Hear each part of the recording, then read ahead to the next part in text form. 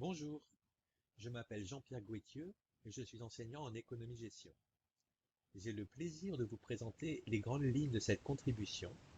Il s'agit d'une présentation très synthétique et qui survole les contenus de l'article que j'ai intitulé La disqualification d'un modèle linéaire devenu insoutenable.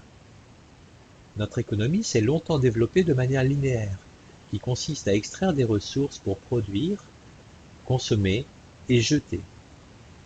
Cette conception du développement fondée sur une croissance sans limite, au service d'intérêts privés de court terme, et également fondée sur l'idée d'une abondance infinie du capital terre, au mépris de ses réelles valeurs, atteint désormais sa limite.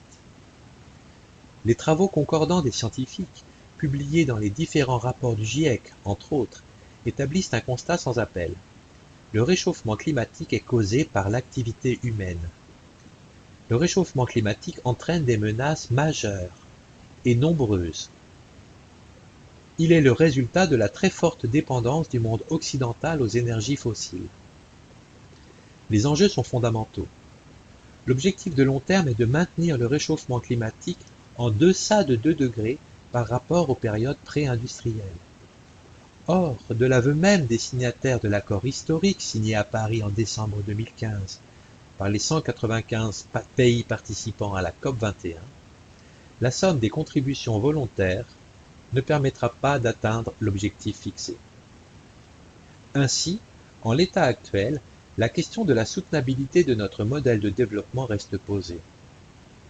La soutenabilité doit être envisagée au cœur des 3 dimensions du désormais célèbre modèle de développement durable, les dimensions économiques, sociales et environnementales.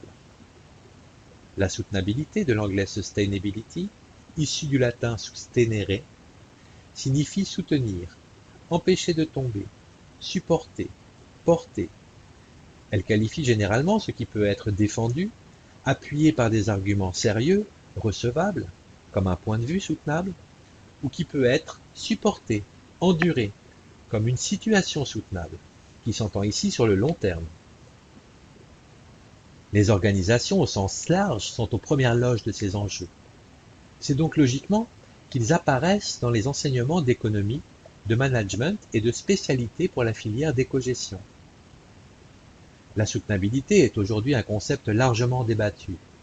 Mais avant l'émergence de cette problématique, la pensée économique a principalement considéré l'environnement dans sa dimension financière, tout en cherchant à en minimiser la contrainte.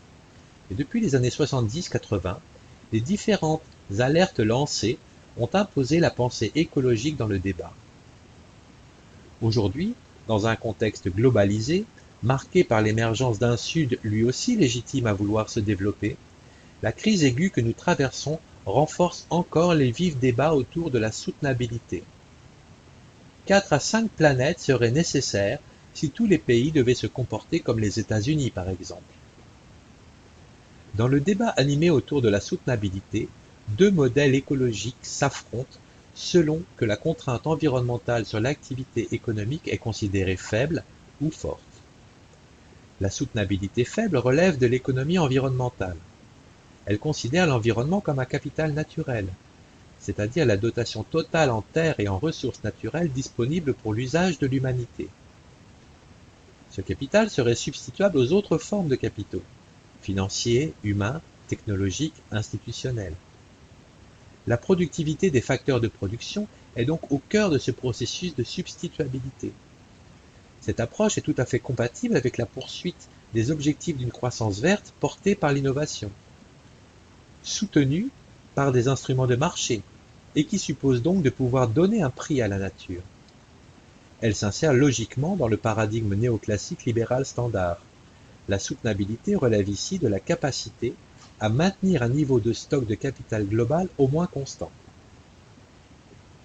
La soutenabilité forte, elle, défend l'idée que la nature a une valeur intrinsèque, c'est-à-dire qu'elle a une valeur en soi, et que ses multiples dimensions ne peuvent être intégrées dans un prix.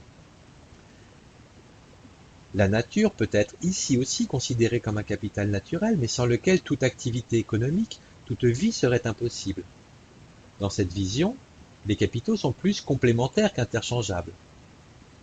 Par ailleurs, de nombreuses incertitudes caractérisent la situation. Par exemple, Rien ne garantit que nous trouverons à temps les bonnes innovations.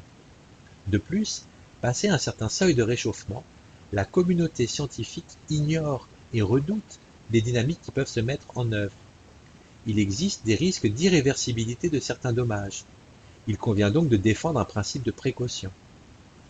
Enfin, compte tenu des comportements opportunistes et des puissants intérêts privés à l'œuvre, le capital naturel doit être soutenu par des politiques climatiques vigoureuses qui doivent être mises en œuvre urgemment.